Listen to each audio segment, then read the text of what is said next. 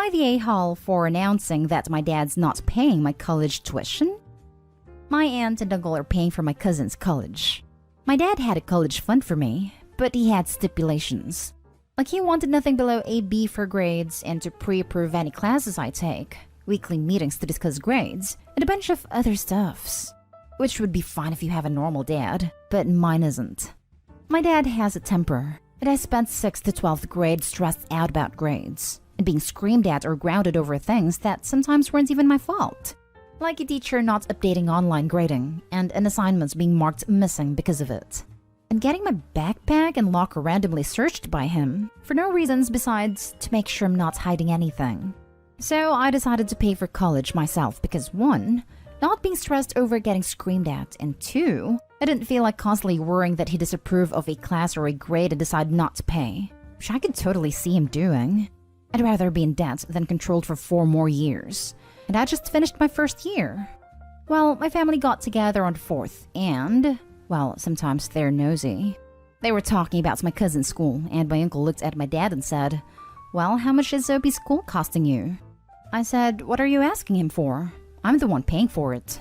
Later on, my dad was pissed off and said that it was out of line to say that, and that I embarrassed him. I didn't do it to embarrass him. I was just being honest. He doesn't even know how much tuition is, so he was the wrong person to ask. Am I the a-hole? Now for the top comments. Lol, not the a-hole. I admire you. This 1,000 times. Props to Opie to ditching his dad's toxicity and being his own man. Now his pops has nothing to hold over him, and he can tell him to kick dirt when he does something toxic again, such as being mad about telling his uncle he's paying for his own school. Not the a-hole. So what if he was embarrassed? His emotions are not yours to manage. You just told the truth. Hell, expand on it. Yeah, there were too many micromanaging strings attached to accepting money that I didn't want to relieve my anxiety-ridden high school years. Also, your dad sounds ridiculous and kinda scary. Maybe low contact is the way to go. I decided that it wasn't worth my soul to have him pay for college.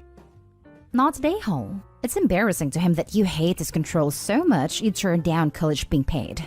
And rightly so, he should be embarrassed. Not the a-hole. Opie, it's really admirable how you're pursuing a college degree in spite of so many obstacles. I wish you best of luck.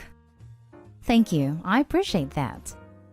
Next story is titled, Am I the a-hole for canceling stepdaughter's birthday party? My stepdaughter is in her upper teens, turning 18, and lives mostly with her mom. My husband works a lot and is a very involved dad, but asked me to be in charge of planning her party, and I agreed. I spent several $100s and many hours of my own time making sure I had everything just right.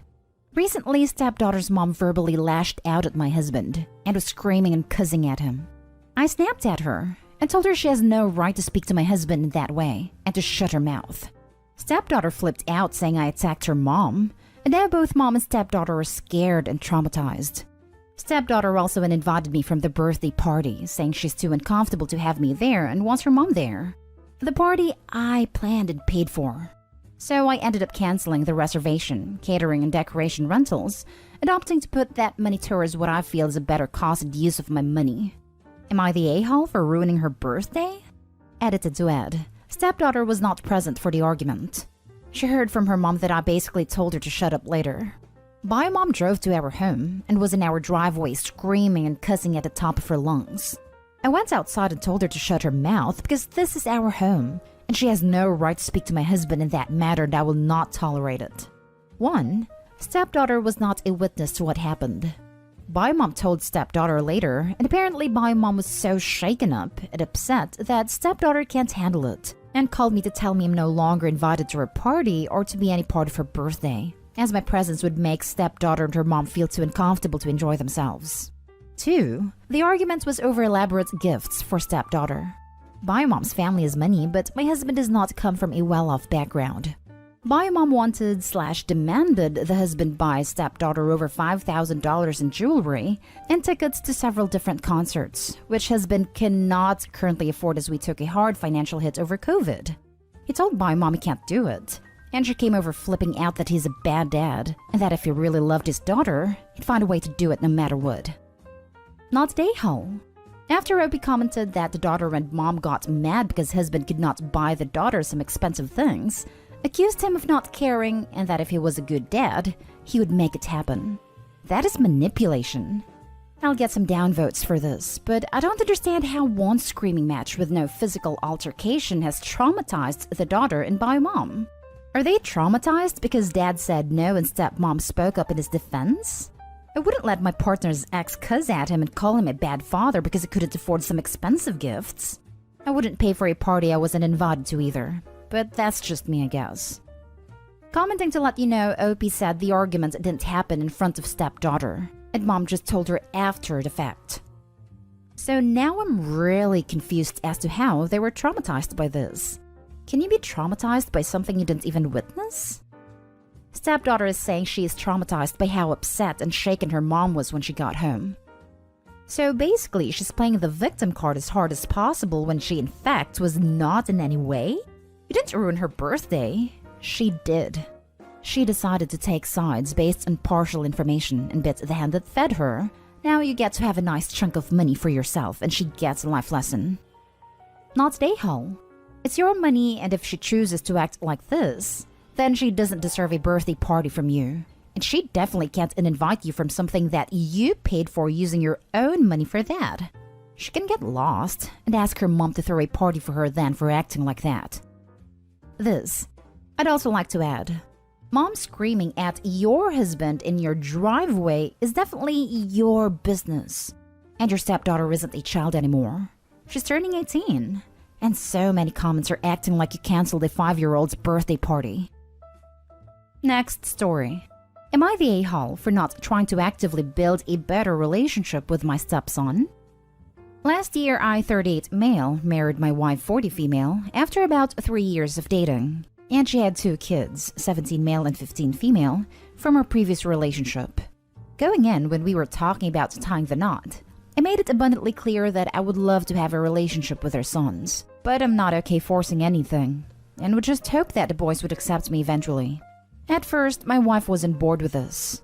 The reason I don't want to force the relationship is that 1, I feel that good relationships are built naturally, and 2, I was the kid. And both my mom and dad and step-parents, mom's husband and dad's husband, tried to force me to treat them as parents, and that just made everything implode when I didn't. And to this day, I do not talk to my parents as step-parents, but about 10 years now. Well, anyways, I never tried to force anything. While my wife and I were engaged, I sat down with the boys and said, I won't try to force anything. I'm not trying to replace your dad, as he was a good guy and I miss him too. He was a colleague at work, but unfortunately passed away 5 years back. I had met my wife in a group grief counseling. I was there since my fiancé passed, and we had found solace in having each other in our lives, and life's just weird like that. Didn't even know she was my colleague's wife until she showed me a picture, and her sons are aware of the entire situation. But told them I'll be available if they do want to have more than just a cordial relationship, and they agreed to this. 15 has been more open to us having a relationship, while 17 keeps it completely cordial, as in we're civil towards each other and not at each other's necks. I'd still ask if he wanted to join 15 and me for whatever we were doing, but no hard feelings if not. But now, my wife has become increasingly more annoyed that 17 doesn't want to. The other day, my wife sat next to me and asked me to actively try to build a better relationship with 17, because it hit him especially hard when his dad passed. I said I'll ask him what he wants to do. It's his life and I'm fine with the way things are now. She said that he's just a kid and he doesn't know what he wants, and that I should take him fishing, just the 2 of us, so that we can have a more familial relationship. I again said I'll talk to him and ask if he wants to, but I'm not going to force it. She then got angry at me and said that if you don't try, nothing will happen. I know my kids. He's secretly hurting seeing you and 15 having a good relationship. So I asked if he told her that, and she said no, but still insisted to try more. It's not like I don't try. I still invite him out to ride bikes or whatever, even when 15 is busy. Just the 2 of us, but I just take his no as a no and drop it. I think he's content with how things are right now. I just want some outside perspective. Am I the a-hole? Now for the comments. Not the a-hole. You're doing great. 17 is old enough to know if he wants to be around you, and eventually he may or may not want more. 17 years old is also old enough to build a deep resentment towards you if you smother him like a wife is wanting you to. It sounds as if she has good intentions, but disregards her 17-year-old's feelings. Maybe a good compromise could be asking him if he feels left out and encouraging him to come tell you if he ever feels excluded. It sounds like the two of you are in good terms as is. Thank you. Yeah, we're in fairly good terms. Like I'd say common pleasantries like good morning and stuff like that. Just not wanting to join in on like hikes or riding bikes or what have you. But another commenter pointed out that he may generally just not want to, as he is 17 after all. I agree that I should ask if he's feeling left out and encourage him to speak his mind more if he does at any point, and we'll squeeze that in when we get a chance to have a sit down. The only different approach I would take if it was me would be to make sure it's something 17-year-old is into. It might not be you, but the activities you choose. Otherwise, keep doing what you're doing. I think that could work out. Thinking about it, I usually invite him out to do outside activities. He likes to game, like Call of Duty or whatever the hot games are this year. But it's been a hot minute since I last picked up a controller. But I'd be willing to at least try. And hopefully still have the finger dexterity I had when I played games in my youth. Thank you for the suggestion. Not Day-Hole. I think your approach is the healthiest one here. And the 17-year-old is being cordial and civil, so there's not even an issue. I think pushing would ruin the relationship you have now and the possibility for a better one later. And I would truly like it if a better relationship started to form. But yes, I feel like pushing it would do the opposite.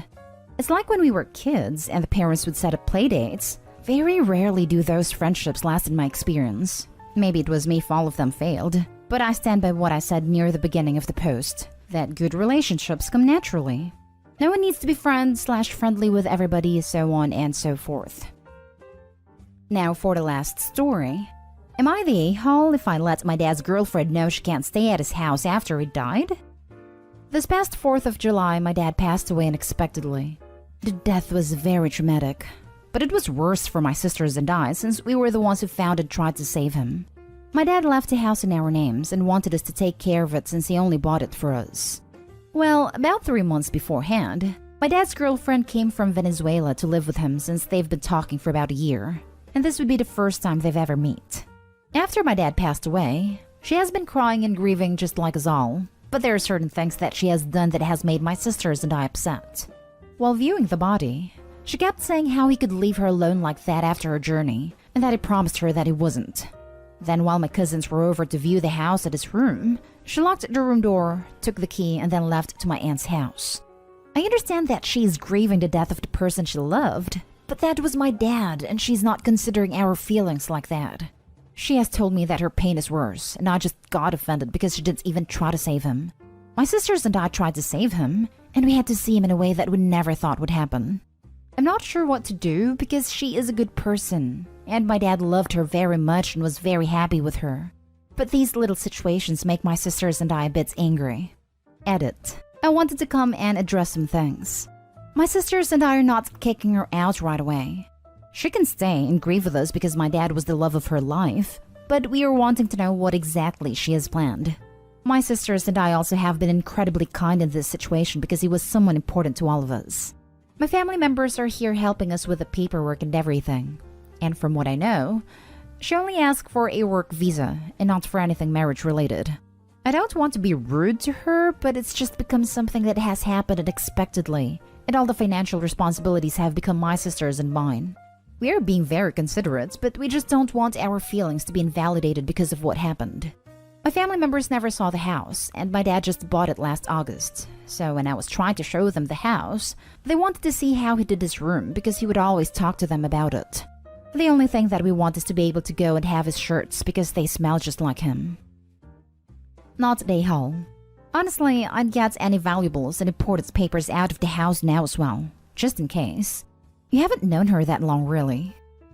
Also, if the house is in Opie's and their sister's name, then they have say over the house in my opinion. She can find another place to stay, but shouldn't be around Opie and their sisters because she makes her grief out to be worse than hers. Opie and their sisters found their dad and tried to save him. Opie and their sisters knew him their whole lives and he was their father. The girlfriend only knew him less or just over a year, and from what Opie said, didn't even try to save him. However, grief and shock at something like that can hit people differently, so maybe she just froze. But her reaction to Opie's grief is unacceptable in my opinion. Dismissing someone else's emotions in general is a Nahal move. To make someone's grief seem less than yours is an even bigger one in my opinion, especially onto that grief being related to a traumatic event. Opie, I would do like the original commenter said and get all important paperwork and valuables out of the house. Get friends and understanding/trusted family to help out as well, as more people equals faster clean out. You also may need a lawyer to evict her since she has been living there more than a month or two, although I could be wrong. You definitely want to change the locks once you do get the house though. No a-holes here. Grief isn't measured, nor logical. She moved to a different country where she knew nobody and has now been left alone. Of course she's upset and frightened, probably not really thinking about how what she says affects others. Give her a bit of slack. That said, you will need to be clear over the next few weeks that your future plans for the house do not include her tenancy.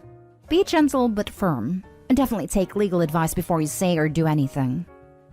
Grief brings out the absolute worst in people, as do Reddit comments sometimes. Please be gentle with her and with yourselves. Not Nahal. I don't want to be hard on her because her boyfriend just died and she's grieving, but he's your dad, and she's not being respectful of your grievances at all. Regardless of who tried to save who, it's your house now, and she's crossing boundaries. Telling you that her pain is worse is ludicrous. How can losing your one-year online boyfriend possibly be equal to losing a father? Be nice, be civil, but be firm. If you want her to leave, then ask her to leave.